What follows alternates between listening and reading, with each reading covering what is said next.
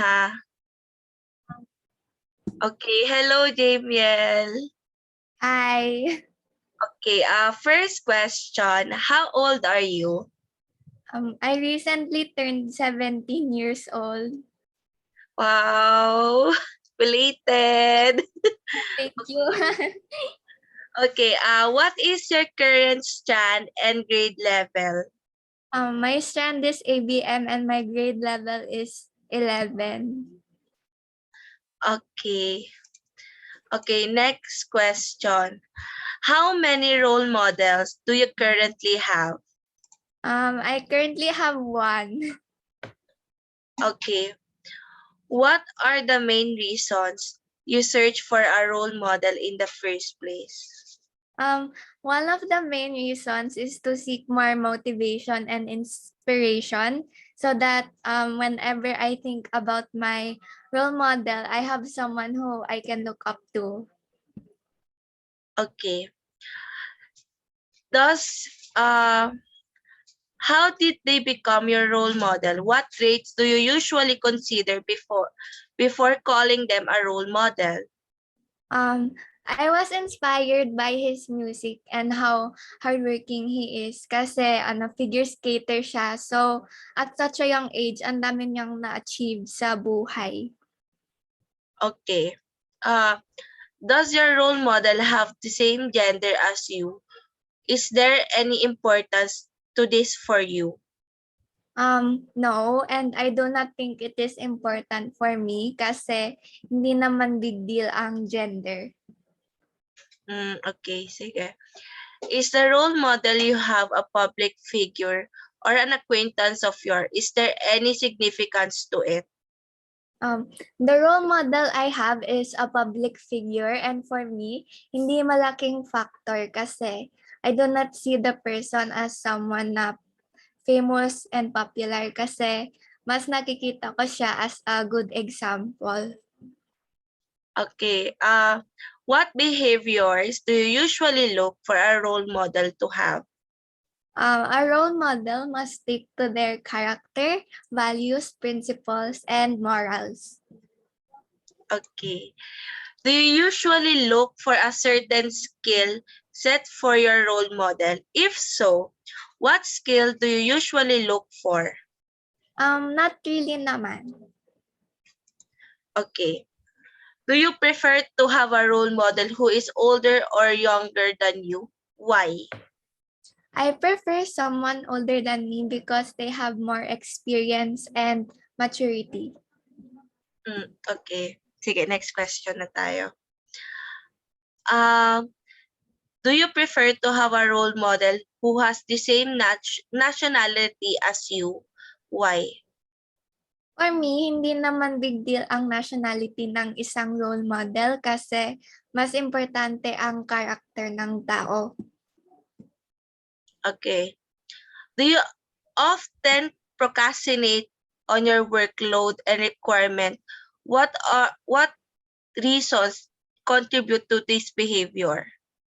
Sometimes I procrastinate kasi nararamdaman ko ang burnout or mas matagal ang oras ko sa pagpapahinga. Okay. Are there any more factors that contribute your procrastination? If there is, what are they? What is the I response? What is the reason why this happens? I don't think there are any more factors naman. Okay. Do you like to have a role model who is in the same situation as you academically? Why? It would be nice to have a role model who is in the same situation as me academically kasi makaka-relate ako sa kanya in that way. At the same time, okay rin na may something na similar ako sa role model ko. Okay. Does having a role model influence you in preventing procrastination? Why and how so? For me, yes, because whenever I think about them, I realize all the achievements they have done and it influences me to prioritize my workload. Okay. What do you feel whenever you see your role model's academic accomplishments? It makes me want to do better in school because I also have goals that I want to accomplish. Okay. How do your role models help you to overcome challenges in your studies?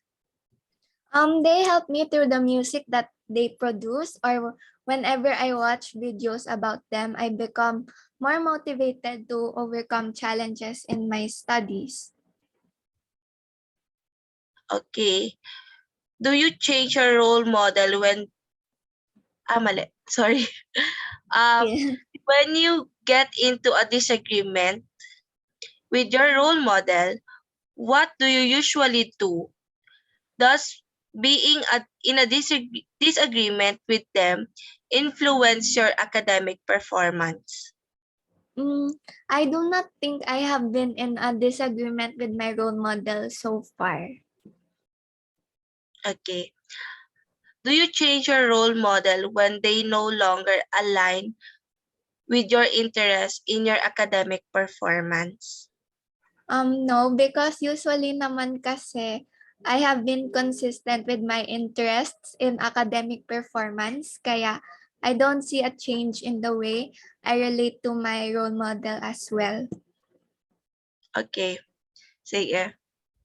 Uh, do you think that you have experienced or are currently experiencing any troubles with having a role model? So far, not really. Okay. Do you usually get peer pressured by your role model? If so, why? Hindi naman kasi I believe that I am free to decide what I think is best for myself. Having good role models means not having the need to be peer pressured by them because they accept you for who you are. Okay. When interacting with your role model, is the amount of time you spend with them considered as bad thing or a good thing? What do you usually talk to them about? I have not gotten the chance to interact with them yet, but if I were to do so, then I think it would be a good thing since I believe they are a good influence. Okay. Are there any bad habits you see in your role models? How do you think this influenced you? So far, I have not seen any bad habits in my role models. Okay. Did it ever happen to you when a role model of yours has a different perspective on certain ideals, be it more morally, politically, and such? What did you feel about it? It never occurred to me when a role model has a different perspective than mine. When this would happen to me though, I won't consider him or her to be my role model anymore because usually my role model is someone who has the same ideals as I have. Okay. Sige.